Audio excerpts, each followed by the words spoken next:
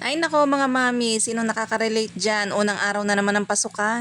Hindi lang mga anak natin ang kailangan matulog ng maaga, kundi tayong mga nanay din. Aga ko nga gumising, 4:30 ng umaga dahil alas 6 nga ang time nitong aking anak. Bago nga ang lahat, yung kanya nga susuotin ay inilagay ko na nga sa loob ng CR. Tapos naginit na nga rin ako ng mainit na tubig na kanyang pampaligo. At nagsalang naman ako nitong hotdog sa air fryer para sa kanyang almusal. Hinanda ko na nga rin itong sapatos na kanyang susuotin para mamaya pagkatapos niya maligo ay okay na. Hinanda ko na nga rin itong mga babaunin niya mga tinapay. At syempre itong kanyang tumbler inilagyan ko na nga rin ng tubig na malamig. Hindi nga din kasi ako sigurado kung meron nga silang water dispenser sa loob ng classroom. At kagabi pa nga ay inilagay ko na nga yung kanyang baong pera dito sa kanyang bag. At dahil half day lang naman siya, 70 pesos na nga lang yung ibinigay kong baon sa kanya. Hindi rin naman mamamasahe dahil doon naman siya aawas sa biyanan ko dahil malapit lang naman yung bahay ng biyanan ko doon sa May School. At ayun, sabi ko nga sa kanya sa tanghali ay doon nga siya umawas at sa hapon naman ay kakaunin nga siya ng papa niya. Yun lang naman mga kumarites ay trial lang naman dahil nga hindi pa yun sure. Dahil doon nga sa May School ay may ginagawa nga kalsada tuwing umaga ay laging traffic. Kaya ayun, ang nangyari nga ay doon na nga din siya natutulog kay inay at doon na rin nagmumula pagpasok. Kaya ang mangyayari nga niyan kapag ka nga wala na lang siyang pasok ay tsaka na nga lang siya susunduin ng aking asawa. Kaya ang gagawin ko na nga lang mga kumarites ay bibili na nga lang ako ng mga grocery na pwedeng ibaon ng aking anak at dadalhin ko na nga lang sa biyanan ko. At ayan, ito naman polo ay isinabit ko nga dito para hindi magusot. At habang tulog pa nga siya dyan ay ipagtitimpla ko na nga siya nitong kanyang kape. Para pagising nga niya ay kakain na nga lang. Dapat bago nga mag 5:30 ay makaalis na nga kami dito sa bahay dahil nga ngayong araw ay may flag ceremony sila dahil Lunes. At dahil half day nga lang sila at medyo matagal-tagal pa nga yung recess ay kanin na nga yung ipapakain ko sa kanya. At para nga pagdating ng recess ay hindi pa nga siya masyadong gutom. Dahil nga kagabi ay may tira pa nga kaming kanin ay ininit ko na nga lang ito sa rice cooker para mainit. At ayan, hindi ko na nga siya ginising yan at kusa na nga siyang nagising. Sabi nga namin ay mag-alarm na nga siya ng cellphone niya para naman siya ay may kusa na. Dahil nung grade 6 nga siya ay naku po, ginigising ko pa. At ayan, gumising nga yan ay lamig na lamig pa nga kaya dala-dala yung kanyang kumot. Pinatay ko na nga din itong electric dahil kumukulo na nga itong tubig niya. Sabi ko nga sa kanya ay maaga pa naman kung gusto niya ay mahiga nga muna siya dito sa sopa. At ayan, kita nyo naman ay baluktot na baluktot pa nga at antok na antok pa. Buti na nga lang at medyo maaga pa nga. At ayan, pagkatapos nga niya magpa-in-in sabi ko nga'y maligo na at ayan, nakagayak na nga rin siya. Ay nako mga kumarites, napakabilis naman talaga ng mga bata. Ano't kita nyo naman may binata na nga ako. Syempre dahil nga first day ngayon sasama nga ako sa paghahatid. Magsisingle na nga lang kami ng motor dahil nga alam nyo na medyo traffic nga papunta nga doon sa San Nicolas. O alam ko na, sasabihin nyo hindi nga ako nagpalit ng damit. Ay ba syempre 2-in-1 na yun. Abot hanggang kinabukasan. Charot. Kita nyo naman at medyo madilim-dilim pa nga. Syempre first day nga natin sa school kaya naman hindi nga tayo pwedeng malate. Sabi ko kasi baka maligaw pa at hindi nga alam ang classroom. Pero sabi naman ng advisor niya sila na nga daw ang bahalang mag-handle. Dahil syempre mga grade 7 pa nga lang ito, hindi nila alam kung saan ang kanilang mga classroom. Tapos maganda na nga lang din at yung mga kaklase niya nung grade 6 yung iba nga ay kaklase niya nga din ngayon. Kaya naman sabi ko nga hindi na nga siya mangingilag dahil nga meron na siyang mga kakilala. O diba, ang kinamalian ko nga hindi ako nakapag-jacket kaya naman ayan, lamig na lamig ang person. Ay sleeveless pa mo. Kumpara nga dun sa dati niyang pinapasukan, yun nga malapit nga lang dito sa amin at lalakadin lang. At dito naman sa bago niyang school magsasakay ka pa nga ng isang jeep. At ayan, buti na nga lang at nakita niya nga itong dati niyang kaklase nung grade 6. Pero ngayon nga ang pasukan hindi nga sila magkaklase. At ayan, nahanap ko naman dito yung pangalan ng aking anak. At dahil magpa-flag ceremony nga, dala-dala pa nga itong bag niya. Sabi ko nga sa mga batang ito, samahan na nga lang sa kanyang classroom. Para mamaya nga pag nag-flag ceremony wala nga siyang dalang gamit. Ang kagandahan naman dito mga kumarites, kaya ko nga siya dito pinapasok dahil malapit nga lang ito sa bahay ng aking biyanan. Hindi na nga kailangan tumawid dahil Diyos ko po hindi ko pa natitrain. Ay mga kumarites, isang kalsada pa lang yung natitrain ko pero yung kabilang way hindi pa. O diba, baka kabaak lang ng kalsada yung tingnan. At ayan, dahil nga magpa 5:40 na tinawag na lahat ng mga grade 7 students.